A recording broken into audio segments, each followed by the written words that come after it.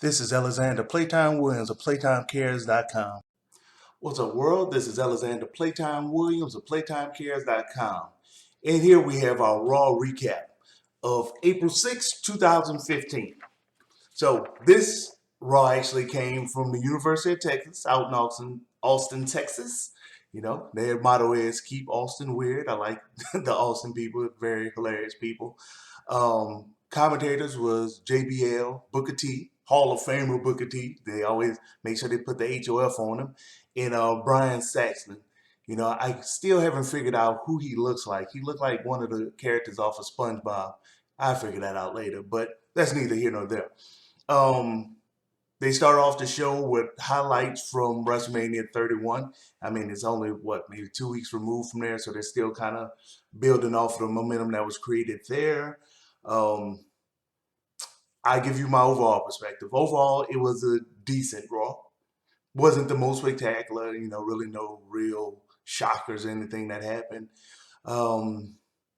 Triple H and Stephanie was on vacation. They may have taken some of the better writers with them because it was very, very, very straightforward. The heavyweight title is still getting pushed too much. There's no real emphasis on the other divisions. There's no real build-up with the other divisions. And you need to bring back the cruiserweight division. It just is what it is. You see where the crowd gets the most hype. It's when those mid-weight guys actually are in the ring and they're doing all of these cool flips and they're doing all of these cool head scissors techniques and things of that nature. You know, you're flying over the top rope. People get excited about that. Bring back the cruiserweight division. And let's see, they don't really show enough talent. I mean, you're recycling the same guys. You can actually have this 3-hour show and showcase a lot of different people. That way you don't have to constantly have people on the mic wasting time and constantly recapping all of these different shows. Bring in more talent, kind of like y'all did with that sucky person, John Cena, Mr. Ruthless Aggression. You know, you showcased them. You know, you had Kurt Angle, you know, open out a open challenge. Wait a minute. Oh, I guess y'all recycling that angle too. You have an open challenge and Cena came out, yada, yada, yada. History is made. Got a sucky person that sells a lot of merchandise. Y'all keep pushing them. Ugh. Whatever. So just utilize the roster that you have. You have NXT for a reason. You see those guys are doing really well when they come over. I mean, I've seen Zack Ryder, 2 times in the last year, really? I mean, utilize the roster a little bit better. That's all I'm saying. So, getting on to the recap. They started off with highlights for WrestleMania 31. And then you had Rollins, J&J Security, The Big Show, and Kane in a ring. You know, they booed heavily. So, you know, they're great heels. They're great villains. So I like them. You sold out chants started as soon as Rollins picked up the microphone. And, you know, they started speaking on the type of records that they broke, you know, the attendance records, all of that type of stuff. Just highlighting the stuff from WrestleMania 31 that made WrestleMania 31 special to them, yada, yada, yada. Then they talked about the Authority and their success at WrestleMania 31. And then they start kind of clowning Kane about, you know, the fact that he really didn't do anything. You have a real open opportunity to do great things with that storyline. Keep that going, WWE writers. Randy Orton interrupts. And, of course, the crowd started chanting RKO. You know, they real excited about him, you know, interrupting them in a ring. And, you know, Randy Orton pretty much asked for a title shot. So Kane announced that he was going to do a triple threat match between Roman Reigns, Ryback, and Randy Orton. I guess it's a good time to have an R is your name. And whoever wins that gets the title shot against Seth Rollins, another R, at Extreme Rules, another R. So, interesting twist. He decided that all 3 of them would have to do singles competition before they even do the match, you know, the main event match later on that night. And, of course, since Orton interrupted the Authority, Orton has to fight Kane, and that match is up next. Actually, I was kind of shocked about that match. It was kind of slow. And that might be because y'all not utilizing other people, not letting the talent rest up. But it was real slow. You know, once Randy Orton started getting the best of Kane in the ring, Kane hit him with a chair blatantly, got disqualified, still tried to hit him again. They pretty much got to a stalemate.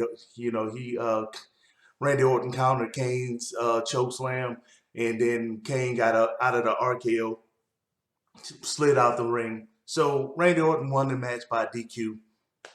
Disqualification should be the theme of that just match. They shouldn't have made that slow match. I say about 6 out of 10 for that one.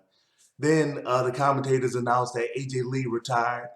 From what I read, it said from in-ring competition, so maybe she would do something on the side with him. But, I tweeted to AJ, was it because you didn't like the direction of the Divas division? And because your husband CM Punk in the WWE still have all this beef going? And she didn't respond back, but I will always wonder that. So let's see what else happened. They did a cutaway. You have Rollins and Kane, they're butting heads. Rollins pretty much saying that Kane isn't supporting the fact that he's the face and they need to be protecting him. Kane keeps reminding Rollins that the only reason he even got the Money in the Bank contract is because he was the reason why he got it. He helped him several pay-per-views back. And Rollins pretty much said that Kane needed to step down as director of operation. So Kane was like, well, since I'm not going to step down, I'm about to give you a match. So next thing they showed more of Brock Lesnar's destruction. They showed the recap of that. Writers, y'all slipping on that. Paul Heyman and Brock Lesnar is the best thing going in all of the wrestling that I'm watching right now. That's the best angle going. Please bring that back. The suspension thing is kind of retarded. Bring it back. At least let them sneak in the ring a couple of times, sneak in the arena and rough people up a couple of times, do something. I mean, him completely just being indefinitely suspended is a waste of viewership and a waste of intrigue and suspense. So you get back and it's Rollins match, and somebody with a cool intro just hit. It's Neville. Really cool intro. I like that. NXT chants all throughout the arena. Oh, NXT. And Neville once again showcased why you need to bring back the Cruiserweight division. Rollins is way bigger than Neville's. So, we're just looking at him on a physical standpoint. You're not thinking that he really will beat Rollins. But also, Neville is way more active in the ring even than Rollins. And Rollins is a good wrestler, but Neville's is so much more active. You need that Cruiserweight division so you can match the intensity. Like I said, let's keep in mind, Chris Jericho came from the Cruiserweight division. You have real good talent. Late, great Hall of Famer Eddie Guerrero, he was in that Cruiserweight. You have great talent in the Cruiserweight division. Showcase it. So that was actually a pretty decent match. I tell you right now, that's probably an 8 out of 10. If it wasn't so much of a size difference in just making Rollins just seem that much more dominant, that would have been a 9 or 10 out of 10 match. I mean, Neville did a lot of good things in the ring, and he showcased a lot of the lucha type style wrestling that is great for Cruiserweight. J&J pretty much interfered and caused Rollins to get the win, which I thought he could have gotten it straight up anyway. But you noticed several times when they thought Neville was going to win, people was on their feet. They was really intrigued by the match. Bring back the Cruiserweight division. Let's see, what was the next match? Cena came out. Of course, normal Cena fanfare. He gets mixed reactions from the crowd. You hear the cheers, you hear the boos. This is a college crowd, so you're going to hear some cheers. They actually had dads with their daughter on their shoulders with the Cena never give up shirts on and stuff. Typical Cena stuff. He started talking about what he called it, the John Cena U.S. Open Challenge Invitational, and just talking about that. And he also announced that Austin made today, April 6th, the official WWE day. The crowd was really excited about that. So he offered out the Open Invitational again, and Stardust came out, which I think is a waste of talent. You should be using it, just like Cena got pushed through, should be using it to showcase newer talent. But Stardust came out. I I don't want to admit it, but the match wasn't that bad. Cena actually threw in a new move. I think it's the second time he did it. Little springboard like stunner type thing, off the middle rope. That's hey, I have to take what I can get. Cena is so predictable and so horrible. I take what I can get. That match was actually about a 7 through 10. It's always fun to hear the crowd chant Cody and Stardust react to it. That's good. That's good wrestling where you have the wrestlers engage in the crowd and that's what we need. But that was actually a pretty decent match. I'd say about a 7 out of 10. And I mean, especially considering with John Cena, that's a high compliment. So next thing you had was the Divas coming up. You had Naomi tagging with Paige versus the Bella Twins, and they showed the miscue from last week's Raw, where the Bella Twins had a miscue and they end up one hit the other, end up causing Naomi to get the pin win. Then you had one of the twins start off with Paige, and it was really slow and getting kind of boring actually. And then they finally, the crowd got into it because Paige was finally making it to the corner to Naomi. Naomi came in with great energy, and it actually turned out to be a really good match. You had another miscue from the twins, and then Naomi got the pin. And that match actually ended up being about maybe like a 7 out of 10. Primetime Players, they had another promo. They cut another promo where they kind of recapped how they dissed the New Day. Like I said last week, got to stay off the hair thing. That's kind of, that's you just don't want to do that. That's hitting some old wounds, old cultural wounds. Really shouldn't do that. A writer shouldn't encourage that to be one of the things that they do. It They started with a new disc against the Ascension. Both of the promo all together was actually pretty well done. So at least they're trying to get the tag team division to get some buzz, but you need to showcase more tag team matches to get the tag team division to actually have some type of oomph in the thing. Y'all emphasize too much on the heavyweight title. Y'all really do. Um, Next match was Luke Harper versus Ryback. For big guys, they actually had a really good pace. I liked it. The match overall was maybe a 7 out of 10, but they had a lot of big hits towards each other and some pretty decent risky moves towards each other, so it wasn't bad. Ryback ended up winning a pretty decent match. So the next thing you did, you had the New Day pretty much addressing their lack of appeal to the fans, and they pretty much said out loud that they're just going to keep happy and keep clapping.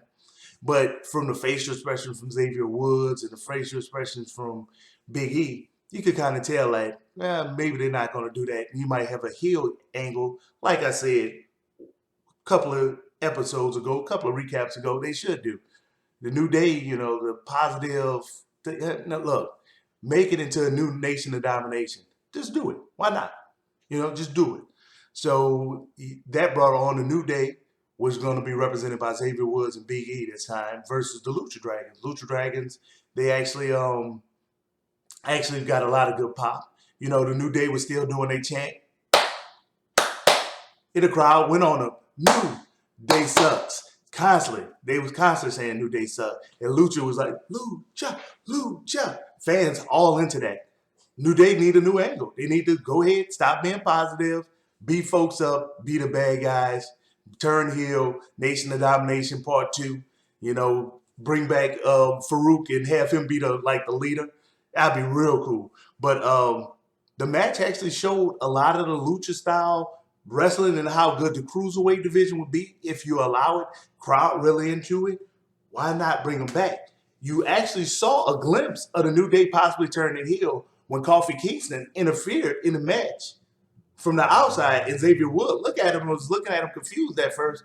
Then he got that smile going and kind of nodded at Kofi.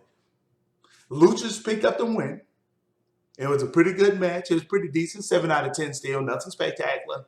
But it was a pretty decent match. Hopefully, the writers will take notice and they would actually turn the New Day heel and do it soon. Then you had, what you had? You had Roman Reigns versus The Big Show.